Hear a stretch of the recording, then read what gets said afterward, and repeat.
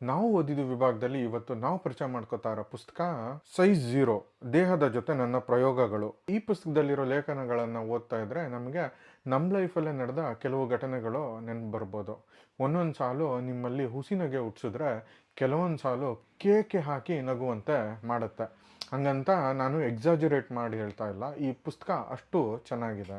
ಈ ಮುನ್ನುಡಿ ಆದಮೇಲೆ ಬರೋದು ಜೋಗಿಯವರ ಅನೇಕ ಅನುಭವಗಳು. ಅನ್ನದ ಬದಲು ಸಿರಿಧಾನ್ಯ ಯೂಸ್ ಮಾಡಿದ್ದು, ಪ್ರಕೃತಿ ಚಿಕಿತ್ಸಾ ಕೇಂದ್ರದಲ್ಲಿ ಅವರಿಗಾದ ಎಕ್ಸ್ಪೀರಿಯನ್ಸು, ಕುಡಿತದ ದುಷ್ಪರಿಣಾಮ ಇತ್ಯಾದಿ ಇತ್ಯಾದಿ.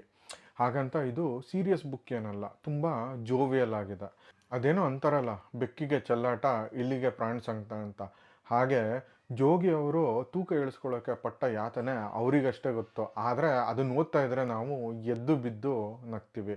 ಈ ಪುಸ್ತಕ ಹಲವಾರು ಘಟನೆಗಳನ್ನು ಒಳಗೊಂಡಿರೋ ಒಂದು ಲೈಟ್ ರೀಡು. ಯಾವಾಗ ಮುಗೀತು ಅಂತ ಗೊತ್ತೇ ಆಗಲ್ಲ.